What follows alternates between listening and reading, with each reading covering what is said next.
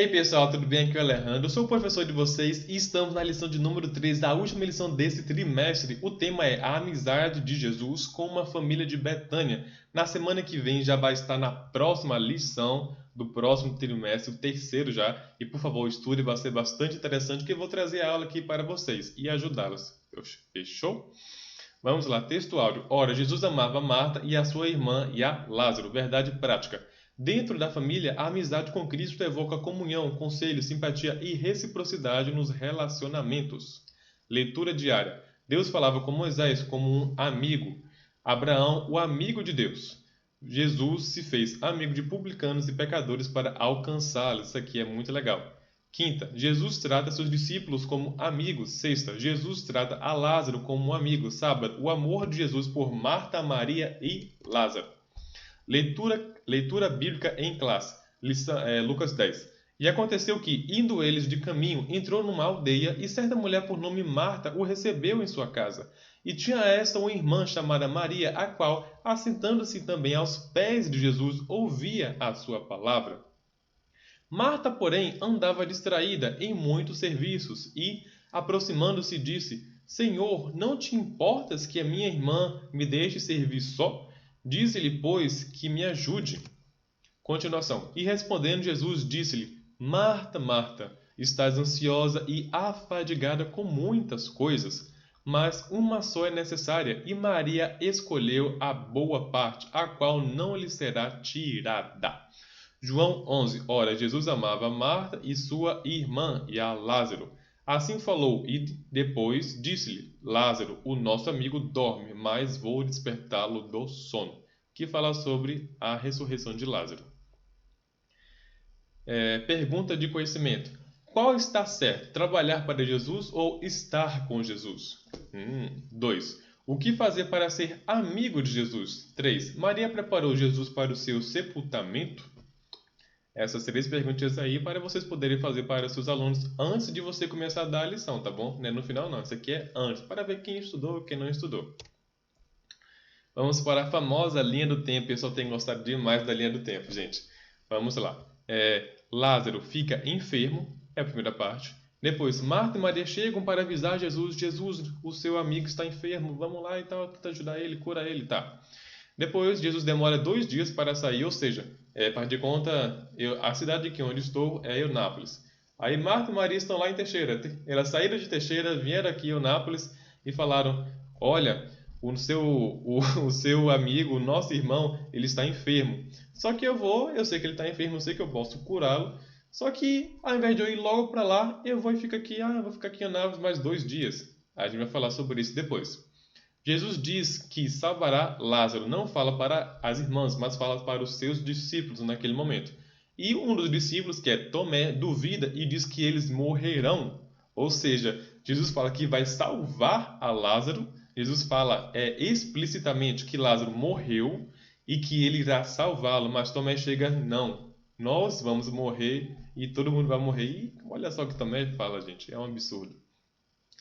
Jesus chega na Judéia, então eles saíram de lá depois de 2 dias, chegaram na Judéia, que era a cidade onde Lázaro estava, e Lázaro já estava morto, já estava há 4 dias, já estava fedendo, já estava imundo, perdia as esperanças. Jesus chora. Anteriormente a isso, as irmãs, que é Marta e Maria, chegam até Jesus desesperadas e choram. Primeiro chega Marta e depois chega Maria. Quando Maria vai e conversa com Jesus, Jesus olha o morto, no caso, olha seu amigo Lázaro, ele vai e se compadece e chora. É apenas um versículo que é bastante, isso é até bastante interessante, que lá fala o seguinte: Jesus chorou, apenas isso. Depois disso que Jesus chora, ele vai e ora a seu pai. Logo após isso, ele pede: retira a pedra daqui, retira a pedra. E as pessoas falam: não, mas ele já está morto, já tem 4 dias e tudo mais, tá.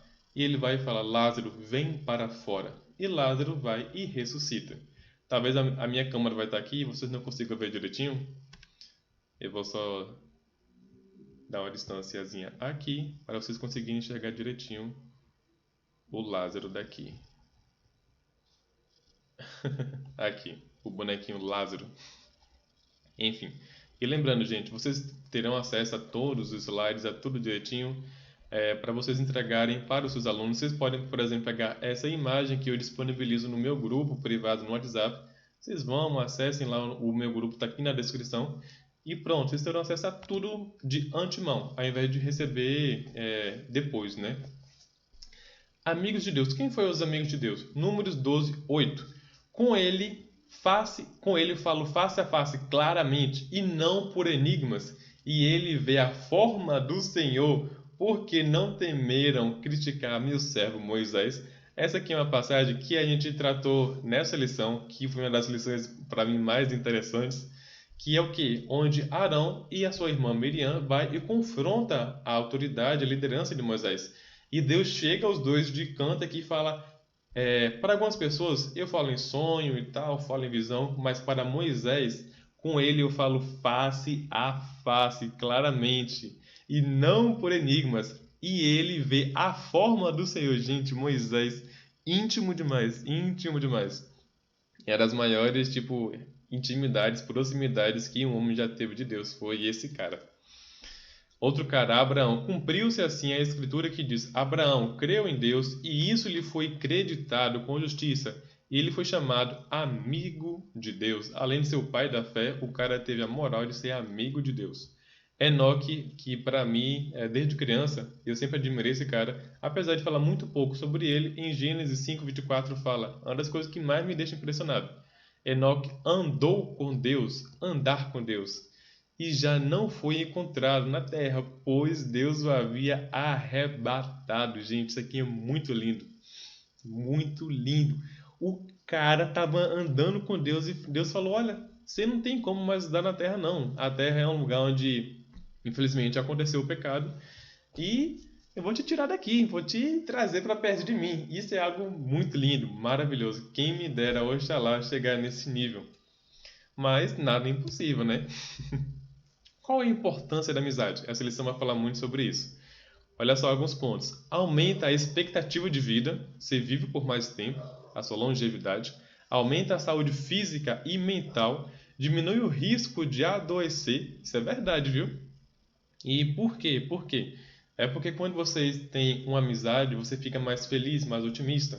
E isso faz com que você deixe de gerar alguns hormônios, como o cortisol, que é liberado no seu sangue. Já até falei em algumas lições anteriores, que isso acaba te deixando doente. Então, você estando angustiado, libera o hormônio chamado cortisol, você acaba adoecendo. E uma dessas doenças pode até ser o câncer, tá? Outra, tem com quem se abrir e ser totalmente sincero. Gente, isso aqui é muito primordial. Imagine você estar com uma situação bastante difícil, você não sabe o que fazer, é uma situação delicada, é uma situação íntima sua, privada, e você não tem com quem se abrir. Nossa, nossa. Diminui o risco de depressão, tá? Eu estudo psicologia e isso é verdade, diminui o risco de depressão, gera mais confiança, ou seja, eu confio mais nas pessoas, tá? Incentivo para a prática de exercícios. Quem nunca teve um amigo que chamou para ir na academia e mesmo assim, depois de um mês, parou? Infelizmente, ou aquele amigo que chama para jogar futebol, que chama para andar de bicicleta, para jogar um vôlei, enfim. Incentivo para que o esporte, já falei. Tem um ombro nas tempestades, ou seja, tem um ombro amigo nos momentos mais difíceis da sua vida. Você vai chamar aquele seu amigo, mesmo que seu amigo não fale nada, a sua presença dele já vai lhe ajudar bastante. Não sei se você já passou por isso, mas é muito necessário, é porque ajuda muito. Em Provérbios 18:24 diz: O homem que tem amigos deve agir amigavelmente, e há amigo que é mais chegado do que um irmão. Isso é muito forte, muito lindo. Realmente existem. Não estou falando que é o meu caso, mas existem realmente pessoas que acabam sendo mais próximas que o irmão. Na Bíblia fala de diversos casos de irmãos que eram brigados um com o outro. Caim e Abel, José e seus irmãos, Esaú e Jacó. Inúmeros, inúmeros, inúmeros. Fim da amizade. Isso aqui é algo que acontece bastante, bastante. Então vamos lá. Coloquei aqui a cena de alguns amigos que estavam brigando. E o que acontece, gente? Fim da amizade. Como que a amizade termina? Qual o motivo? O motivo é a falta desses pontos aqui. Por exemplo, eu tenho um amigo. Beleza, tenho um amigo. Só que aí eu deixo de conversar com essa pessoa. Ou outra. Vou pegar aqui, ter o ombro nas tempestades. Eu passei por uma situação bastante difícil, chamei a pessoa e a pessoa não fez muito caso e não veio me visitar. É um ponto que a amizade deixa de acontecer também. Outro ponto, a amizade é uma pessoa que está mais frequente, que está participando. Nem sempre, mas principalmente nesse caso. Aí a pessoa deixa de visitar a minha casa, deixa de sair comigo. Isso é um dos pontos para que a amizade deixe de existir, tá?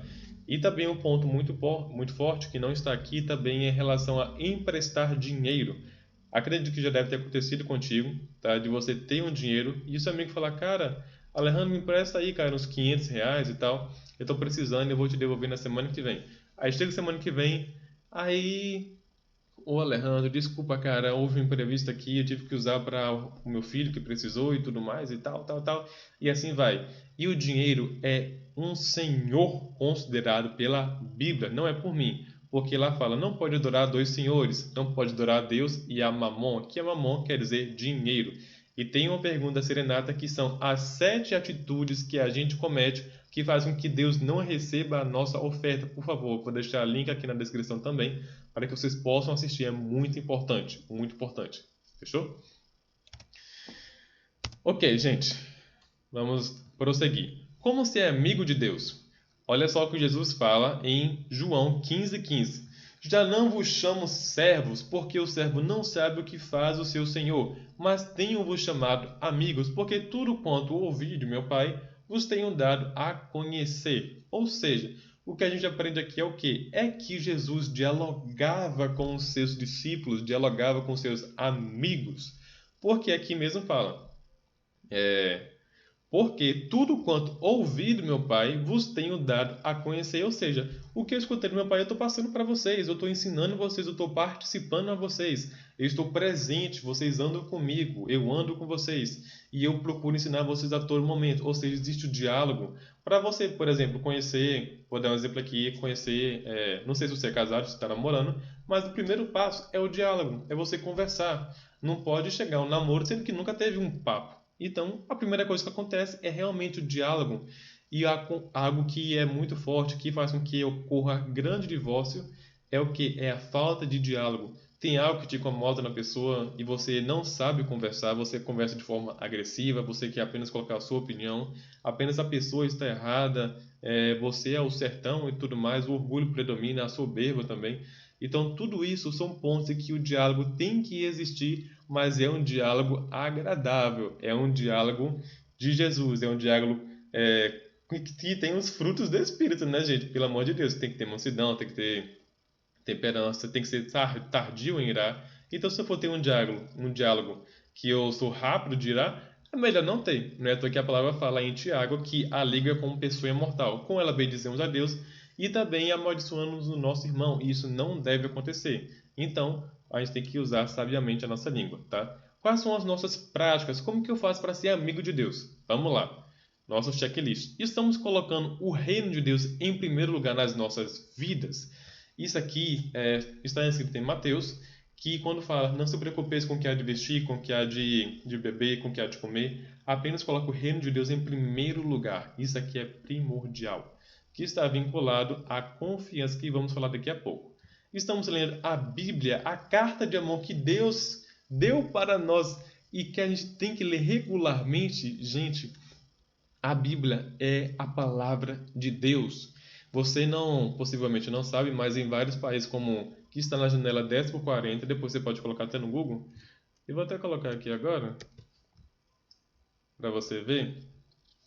São os países que estão na janela 10 por 40. Vocês vão ver aqui no mapa certinho que tem uma grande pressão, que na verdade são os países o quê?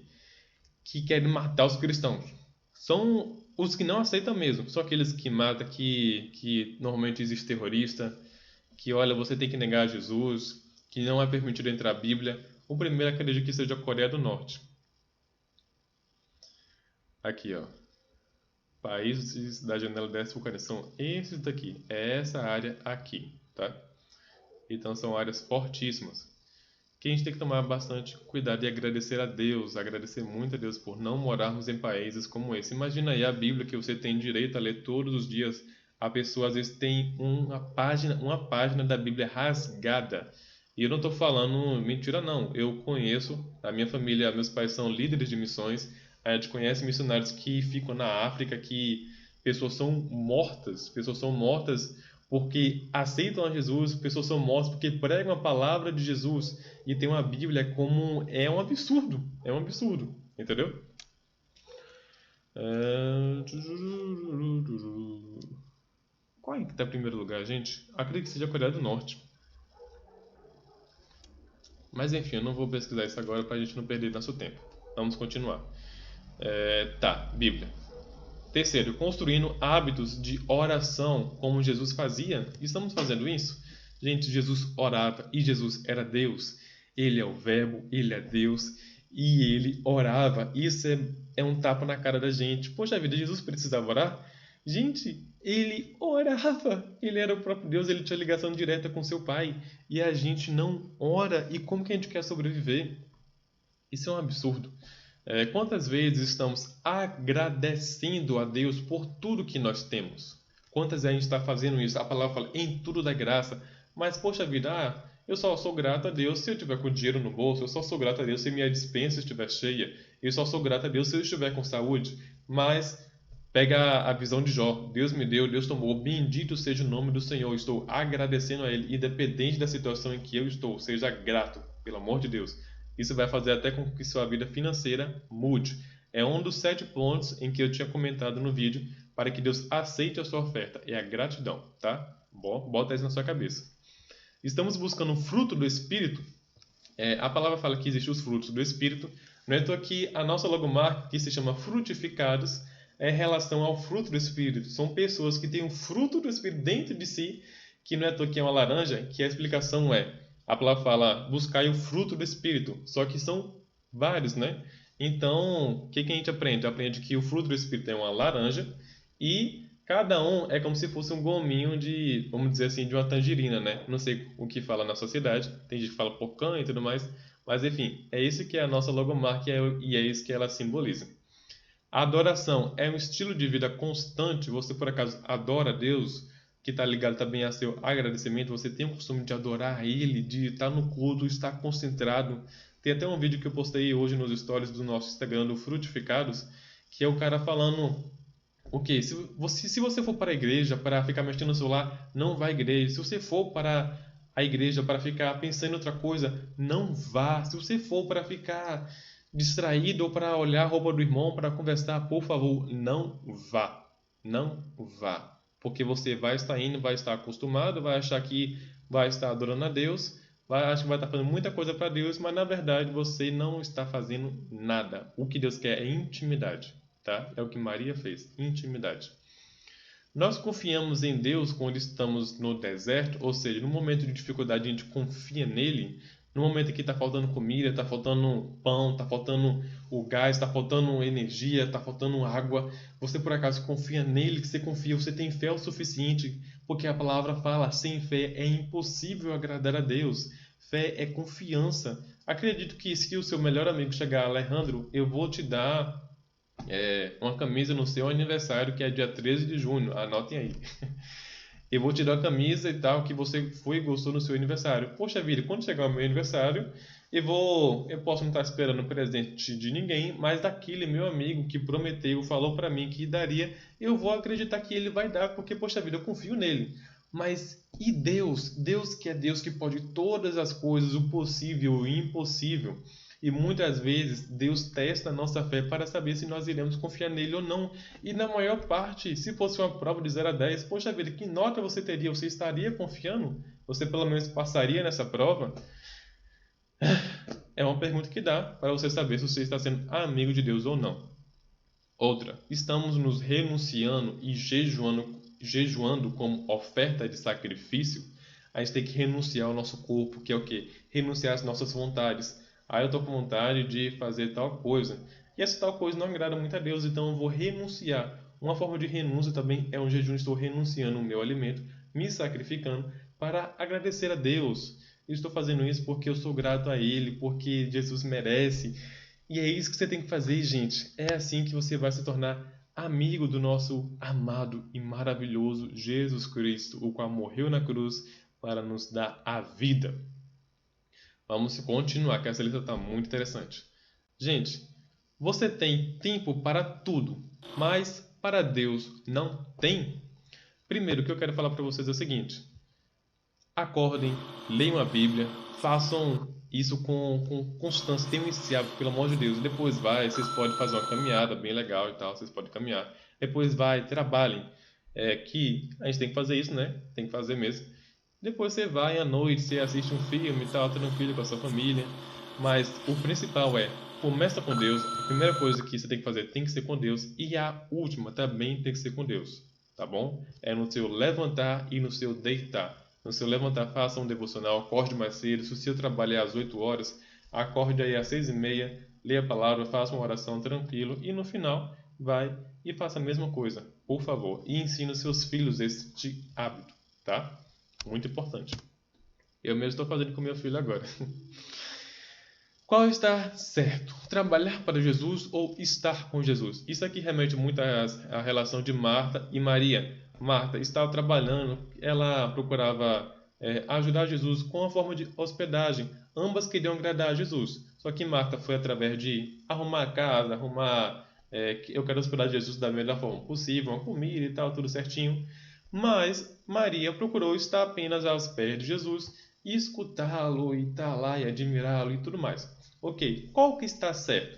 Maria ou Marta? Trabalhar para Jesus ou estar com Jesus? Eu quero dizer para você que ambos estão certos. Porque vamos dizer assim, fé e obras. Um é como se fosse obra e o outro é como se fosse fé. Eu quero estar mais próximo de Jesus, quero estar íntimo de Jesus. Vamos substituir aí que a fé por íntimo.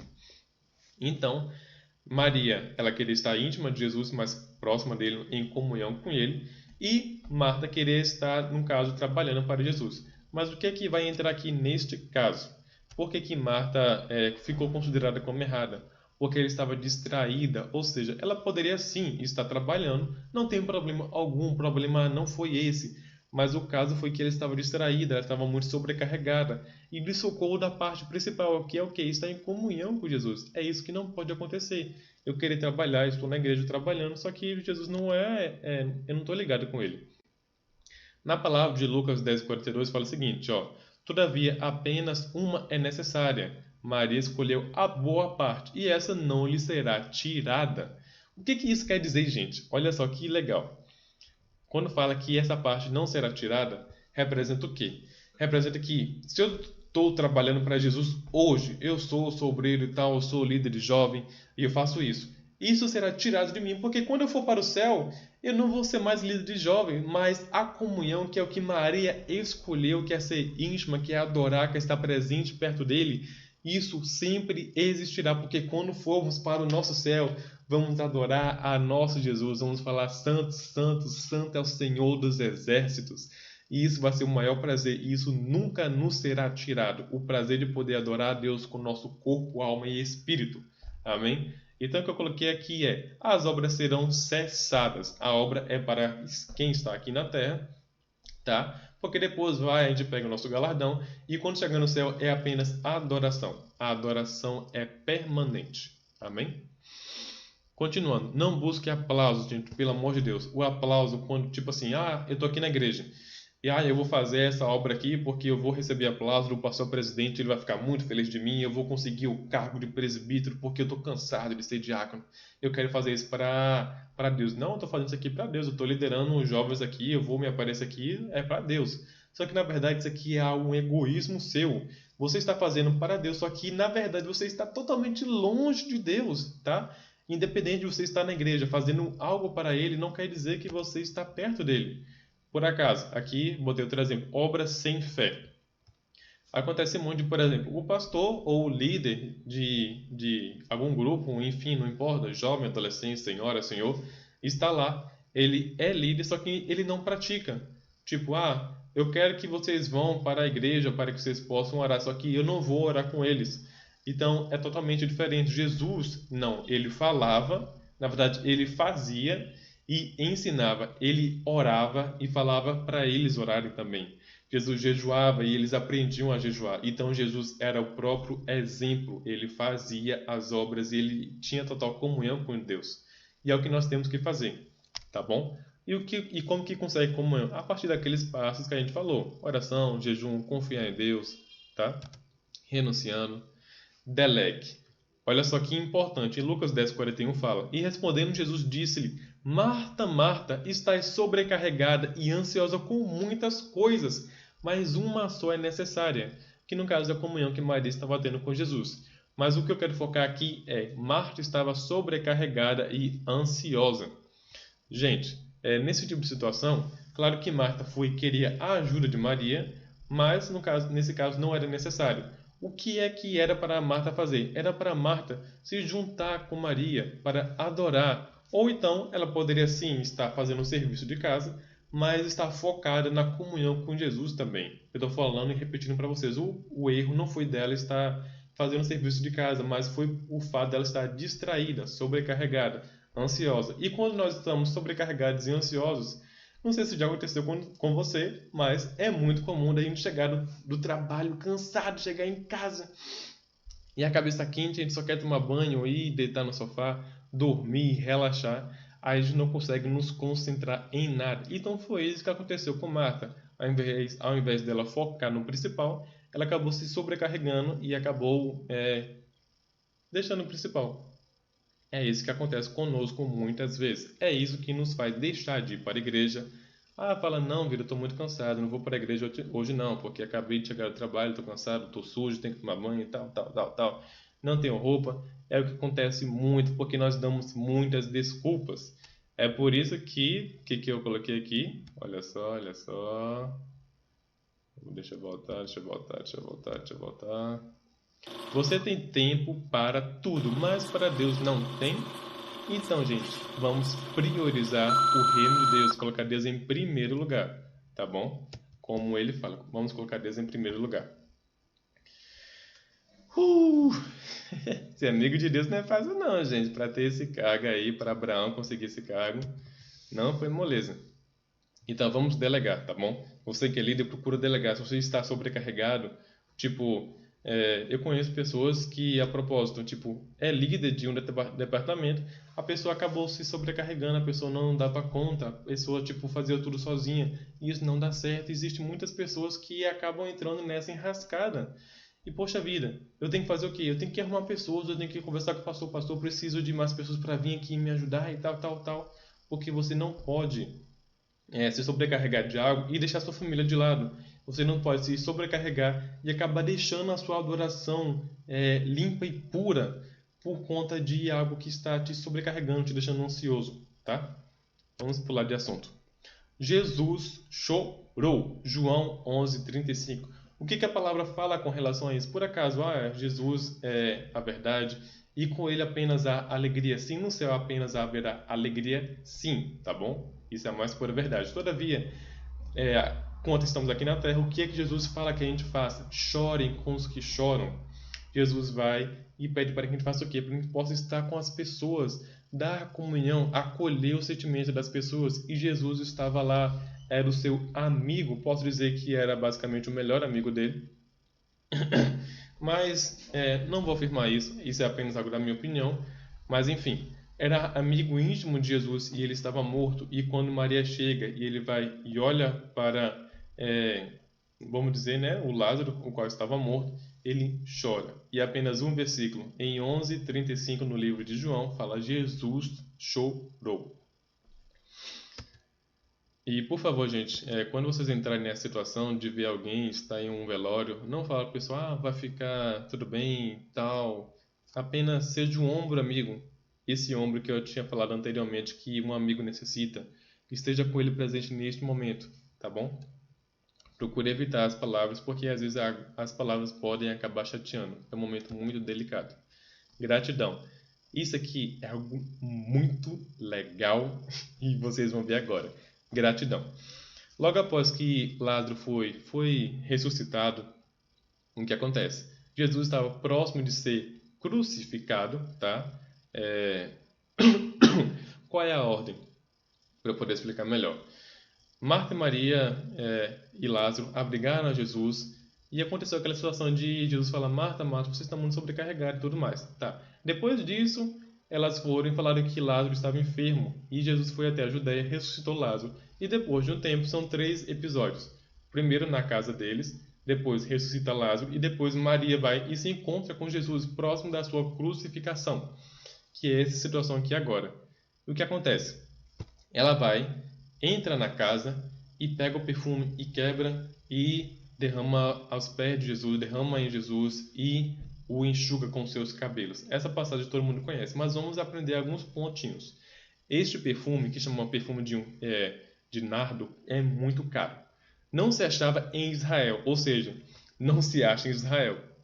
É como se fosse, sei lá, uma fruta que só nasce em determinado lugar. Olha só, era produzida apenas nas cordilheiras do Himalaia, de um arbusto seco que era moído e transportado em lombos de camelo. Caso você queira verificar, tire essa informação do pregador e grande renomeado Hernandes Lopes. O vaso de alabastro cabia em média de 500 ml. Ele era no formato assim de uma pera, tá? E era formado no Egito. Então só o vaso já era caro, cabia 500 ml e o conteúdo que estava dentro era mais precioso ainda. E foi avaliado por Judas e os demais discípulos por mais de 300 denários, o qual correspondia no salário de um dia de trabalho. Gente, olha só. Maria chegou lá com um vaso de alabastro. O vaso era muito precioso e o que estava dentro dele, que correspondia basicamente em média 500 ml desse nardo, desse um coentro muito desse perfume maravilhoso, desse incenso, ele correspondia a 300 denários e um denário correspondia a um dia de trabalho. Então vamos lá. Se um dia de trabalho representa a um denário, 300 denários representa a 300 dias. Então, 300 dividido por 30, que é a média de um mês, olha só, ou seja, demoraria 10 meses para comprar esse incenso, esse perfume, o qual Maria foi e levou para Jesus. Olha só, gente, 10 meses. 10 meses. E o povo daquela época não tinha muita condição. E, poxa vida, eu tenho que comer, eu tenho que me alimentar, eu tenho que pegar água e tal. E mesmo assim ela ia juntando para que pudesse comprar essa quantidade. E, gente, poxa vida, faz de conta que essa aqui é a minha garrafa de água, o conteúdo precioso está aqui dentro e tal. E tudo que está aqui custou 10 meses de salário. Todo mês eu tirava 100% e colocava aqui dentro. Fechou. Se eu for usá-lo, eu tenho que usar com muita cautela. Poxa vida, eu tenho um perfume muito caro. Eu coloco 2 espirradas, fechou. E não vou ficar, né, espirrando um bocado, igual a minha esposa, ela gosta de dar uns 5 espirros de perfume. Mas enfim, olha só o que Maria fez. Normalmente a pessoa teria muita cautela, porque eu vou usar seletivamente, tá? Um perfume tão caro é usado seletivamente e com cuidado, mas ela quebra o vaso. Ela não colocou tipo, cuidadosamente nos pés de Jesus, na cabeça de Jesus, não. Ela quebrou e derramou na cabeça de Jesus. Ela falou, não, eu vou usar tudo. Eu não estou aqui para desperdiçar nada, não. Eu não estou aqui para usar só um pouco, não. Eu quero usar 100%. Eu quero entregar tudo para Jesus. Ela quebra o vaso, derrama na cabeça de Jesus e o enxuga com os seus cabelos. Gente, isso aqui é muito lindo. Ai, gente, que passagem maravilhosa. Eu nunca tinha me atentado a tão importante que é essa passagem. E o discípulo chega e fala, não poderia ter utilizado aos pobres esse dinheiro, que são 300 denários. Mas Jesus fala, os pobres ficarão, mas eu irei partir. O que? Jesus fala, acredito que 4 vezes, que ele irá partir, que ele será morto, que ele será crucificado. Uma das partes é quando Pedro vai, chega e fala, não, Senhor, você não será crucificado. E Jesus vai e fala, apartai-vos de mim, Satanás. Enfim, acontece aquela situação. Só dei um exemplo só. Mas enfim, Jesus fala mais de uma vez em que ele será morto. E essa é uma das vezes em que Jesus relembra que ele será morto e que os pobres permanecerão, mas que Maria queria fazer aquilo porque queria aproveitar a presença de Jesus. Então Maria estava lá aproveitando a presença de Jesus, tá bom? Vamos continuar. E olha só, ela enxuga com seus cabelos. E na época, a mulher não poderia tirar o seu cabelo e deixar à mostra, tá bom? Não poderia fazer isso em público, era um escândalo gigantesco. Então, imagina aquela situação. Ela foi e fez aquilo e foi um escândalo para todo mundo. Mas a gente vai falar disso um pouquinho mais na frente, tá bom? Faça agora. Vou pegar algumas passagens para vocês irem entendendo o que eu quero dizer aqui. Maria, chamada Madalena, da qual saíram 7 demônios, e Joana, mulher de Cusa, procurador de Herodes, e Susana, e muitas outras que serviam com suas fazendas. Lucas 8, tal.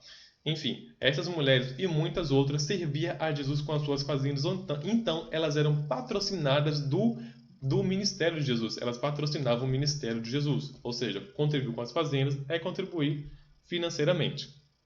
Fechou. Maria Madalena e a outra Maria estavam assentadas ali em frente ao sepulcro, que está em Mateus 27, 61. Anteriormente a esse versículo, fala o quê? Fala de José de Arimateia, o qual conversou com Pilatos para que pedisse para que saísse o corpo de Jesus, para que ele fosse sepultado. E a Maria Madalena e a outra Maria estavam ali à porta do sepulcro e tal, tudo certinho. Para quê? Para que eu pudesse ajudar na argumentação. Poxa vida, meu Jesus vai ser sepultado? Então vou ali e vou ajudar, certo? Estava ali perto então chegou a ver o José de Arimateia, a Maria Madalena e a outra Maria. E o que acontece? Já que elas patrocinavam, elas procuravam colocar, poxa, Jesus morreu, então vamos arrumar isso aqui, vamos deixar um sepulcro bonitinho e tudo mais. Não é à toa que elas voltaram, né? Depois Jesus foi e ressuscitou. Elas voltaram e chegou o anjo e falou, não, ele não está aqui porque ele ressuscitou. Então estava a Maria, estava a outra Maria, mãe de Tiago, e também há uma mulher chamada Joana. Você pode pesquisar aqui e vai achar. Só para provar para vocês. Vou colocar aqui as 3 mulheres que visitaram Jesus. Vou colocar no túmulo. No túmulo. Maria Madalena, Joana e Maria, mãe de Tiago. Está a prova aí, tá bom? Depois vocês podem verificar aí direitinho. Mas o que eu quero dizer com tudo isso? Essas mulheres, elas patrocinavam Jesus. Fechou. Essas mulheres estavam lá para organizar o túmulo de Jesus. Fechou. Só que, olha só o que diz. Marcos 14, 8. Jesus disse, por que afliges esta mulher? Que é o quê? Os discípulos estavam falando, não, essa mulher está desperdiçando dinheiro, poderia estar entregando aos pobres e tudo mais. Aí Jesus fala, por que afliges esta mulher? Pois derramou o perfume em meu corpo antecipadamente, preparando-o para o sepultamento. Ai, gente, olha só a revelação que eu vou falar para vocês aqui agora. Jesus, presta atenção, gente. Maria Madalena e a outra Maria estavam assentadas ali em frente ao sepulcro. Ou seja, depois que Jesus foi morto, elas iam ajudar José de Arimateia a ir pegar Jesus e colocar no túmulo. Fechou. Mas o que Jesus fala aqui? Pois derramou perfume em meu corpo antecipadamente, preparando-o para o sepultamento. Ou seja, normalmente isso aqui é feito após, na verdade é feito no sepultamento. É feito após a morte de Jesus. Ou seja, elas prepararam sim, após a morte de Jesus, mas Maria, ela preferiu fazer antecipadamente. Não é à toa que Jesus fala, ela quer aproveitar a minha presença, ela quer aproveitar a mim.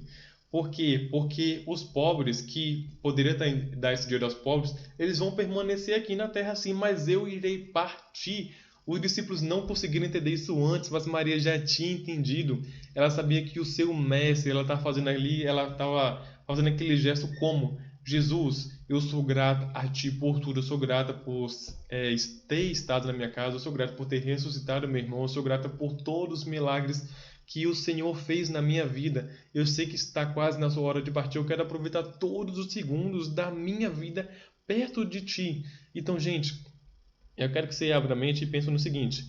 Pense aí, se sua mãe fosse morrer amanhã, e aí, o que você ia fazer? Por acaso você ia estar viajando, você ia estar trabalhando? Com certeza não, você ia estar o mais próximo possível. Queria passar os momentos felizes juntos, queria conversar, queria estar perto, abraçar, pedir perdão, enfim. Maria estava fazendo exatamente isso, queria aproveitar 100% a presença de Jesus, diferente de outros discípulos que nem todos estavam presentes. Pedro foi e negou a Jesus 3 vezes no momento em que ele estava sendo crucificado. Então, olha só. Eu até respiro devagar porque, gente, essa parte foi uma parte que mexeu muito comigo. Mexeu muito comigo. Sinceramente, assim. E é por isso que eu tô falando pra vocês. Faça agora. O que eu quero dizer com isso?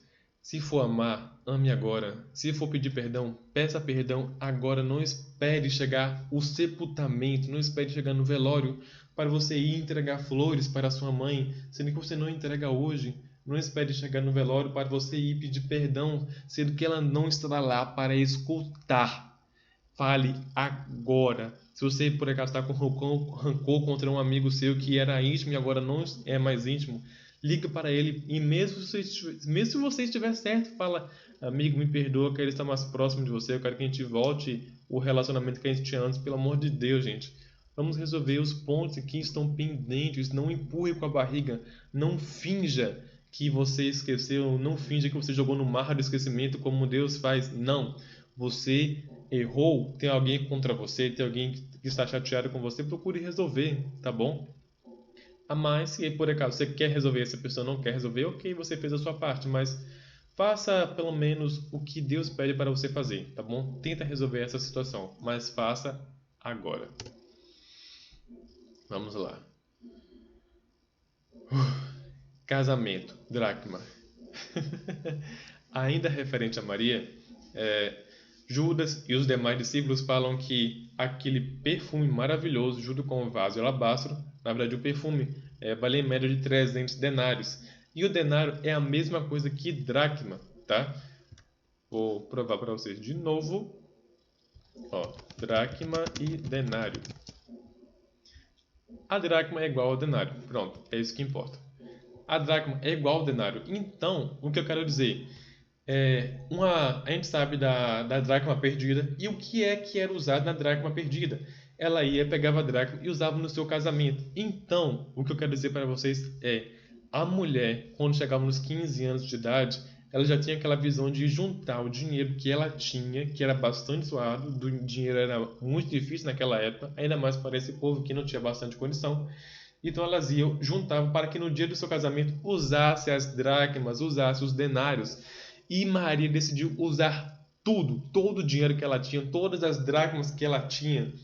Ela não usou com um pretendente, o seu esposo, não. Ela procurou usar para comprar um perfume e derramar em Jesus, enxugar com seus cabelos e adorá-lo com toda a sua alma, com todo o seu coração. Gente, olhando isso, o que a gente faz para Jesus? O que a gente faz para nos dedicar a Ele? Isso aqui é algo que chega até a entristecer. Poxa vida, olha só o que Maria fez. 10 meses de salário, pegou 100% e comprou algo e não usou delicadamente não, quebrou e usou tudo. Gente, olhando assim, eu fico pensando, poxa, eu não faço nada para Deus, eu não faço nada para Ele. Mas vamos lá, o que Maria estava querendo dizer? Estava querendo dizer, eu sou a sua noiva. Estava querendo dizer, eu sou a sua noiva, eu faço parte de você. Eu acredito em você, eu sei que será o meu noivo, eu sei que quando eu morrer eu irei morar no céu ao seu lado. É isso que Maria estava querendo dizer naquele momento. Assim como tem a parábola das 10 virgens, onde o noivo vai e passa e pega 5 prudentes, Maria está falando, eu sou uma das prudentes, eu quero estar ligada, eu quero estar acordada, eu quero estar com o meu azeite aceso, a minha lamparina acesa, para que eu possa estar presente neste casamento, que são as bodas do Cordeiro. E vamos estar lá com fé em Deus. Qual o tempo de Deus? Na passagem de João 11, vocês falam assim, no entanto, quando ouviu falar que Lázaro estava doente, ficou mais 2 dias onde estava. E, logo após, no 11, versículo 21, fala bem assim, disse Marta a Jesus, Senhor, se estivesse aqui, meu irmão não teria morrido.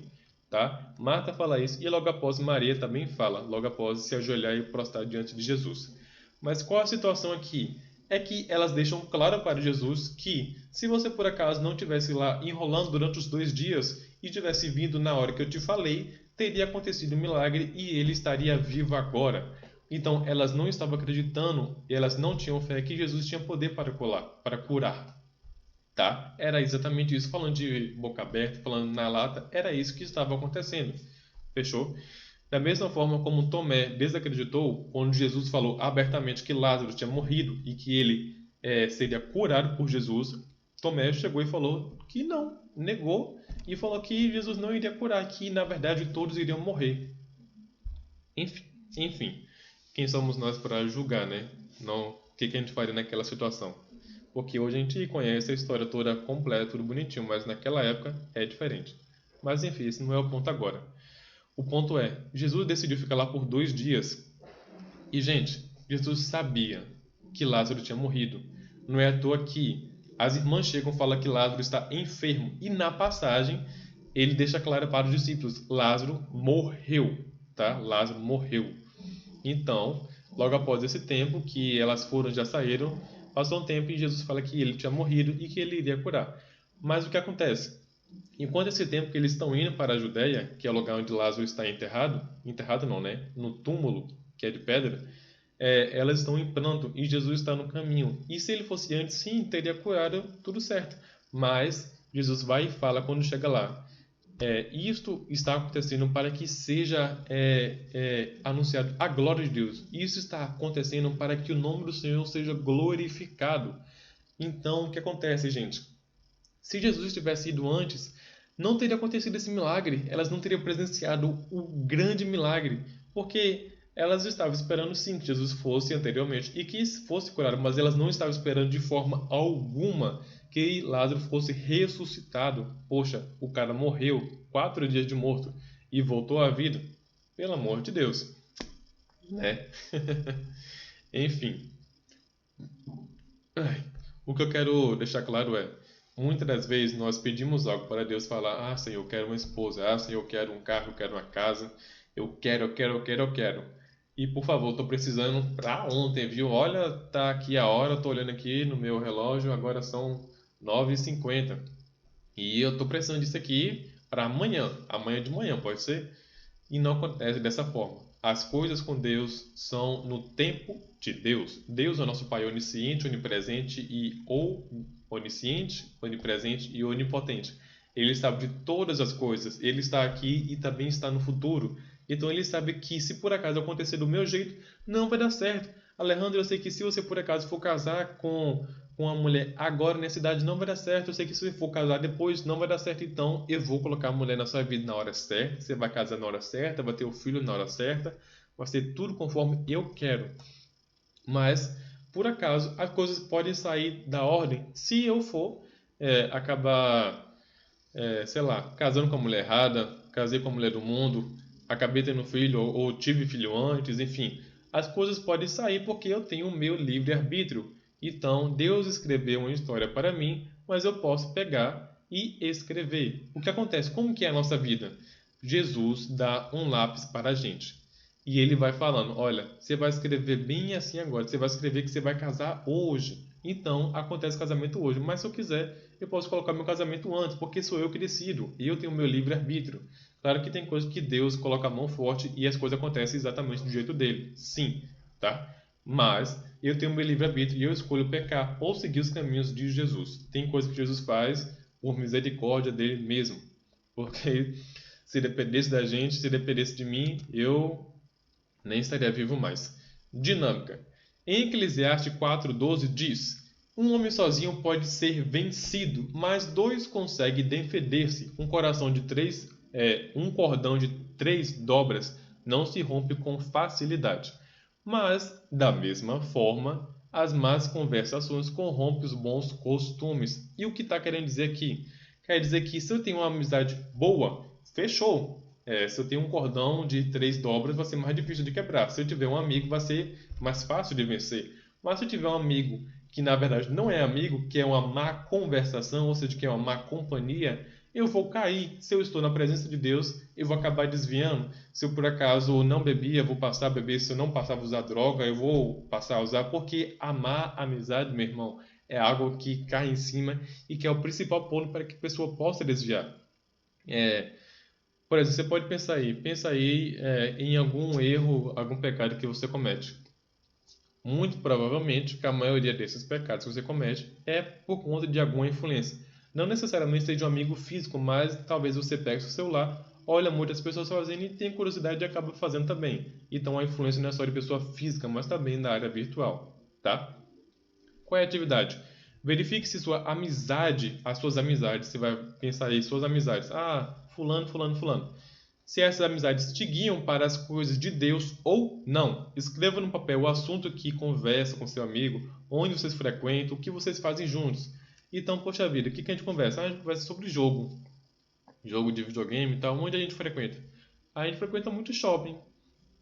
E o que a gente faz junto? Poxa vida, quando vai no shopping, a gente conversa sobre jogo, a gente acaba bebendo um pouco. Então, essa amizade é uma amizade boa? Não, não é, tá? Não, mas eu tenho um amigo que a gente conversa sobre o jogo, mas também conversa sobre a Bíblia. A gente vai e ora a Deus. A gente se conhece aonde? Se conhece na igreja. Então, você vai sabendo se tem amizade boa e ruim. E você vai ter noção para onde você vai caminhar futuramente. Outra dinâmica. Faça uma lista do que você deve fazer para se tornar íntimo de Jesus. E coloque-as na sua rotina, se necessário, use o alarme. Então, tipo assim, naquela lista que eu usei anteriormente, renúncia, tem que renunciar. Ou seja, eu tenho que orar mais, então vou colocar o alarme todo dia às 6h30 para orar. Eu tenho que ler a Bíblia, então vou colocar o alarme em 13 horas da tarde para ler a Bíblia. Eu tenho que jejuar, então vou colocar o alarme para todo domingo de meia-noite até meio-dia para jejuar. Vou fazer isso. Então são hábitos que você vai colocar, tá? Eis que estou à porta e bato. Se alguém ouvir a minha voz e abrir a porta, entrarei e cearei com ele, e ele comigo. Apocalipse 3:20. Coloquei essa imagem que achei bastante legal. O que essa passagem quer dizer? Para exemplificar e resumir tudo, para a gente já encerrar. A gente tem que ser íntimo de Jesus. Jesus está a todo momento querendo ser íntimo nosso. Ou seja, ele está batendo na porta, querendo, olha, eu quero ser seu amigo, olha, eu quero ser íntimo seu, olha, eu quero te guiar, eu quero te mostrar o caminho que você tem que seguir para você fazer as coisas certas. Mas isso só vai acontecer se eu tomar uma decisão e ir lá abrir a porta. E como que eu abro essa porta, Alejandro? É eu orando, eu conversando, eu tendo diálogo, eu jejuando, renunciando às coisas da carne, porque as trevas não habitam junto com a luz. Então, você tem que permitir com que a luz predomine.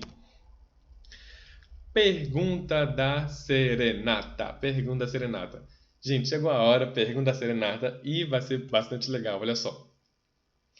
Qual é? Por que era escândalo uma mulher soltar seus cabelos em público? Por que era escândalo uma mulher soltar seus cabelos em público? Por que isso era um problema e tal? Por que quando você vai assistir uma série da Record, as mulheres têm que andar sempre com o véu aqui e tal? Por que a situação acontecia? Essa aí é legal. Pergunta da Serenata. Outra, eu coloquei outra, viu? Marta e Maria tinham personalidades diferentes. E sabe-se que é primordial respeitar e compreender quem mora na mesma casa que você. Ou seja, Marta tinha um hábito de adorar Jesus através de, fazendo comida, acolhendo, enfim, área mais de serviço.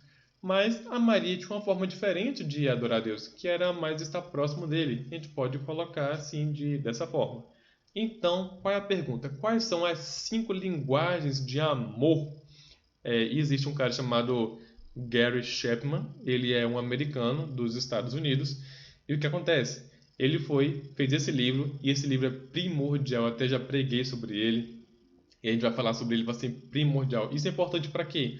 Para que você possa conhecer a sua esposa. Por exemplo, existe o Cláudio Duarte, que fala sobre casamento, né? Fala sobre relacionamento conjugal. Ele fala o seguinte: olha só, para ser um presente para minha esposa, Dia dos Namorados, que ela goste, eu tenho que comprar alguma coisa de ouro para ela, porque se for outra coisa, se for, sei lá, um dia no parque, ela não vai querer, mas ela vai querer um presente. Então, a linguagem de presente, que eu já estou dando dica para vocês, a linguagem de amor dela é um presente, tá?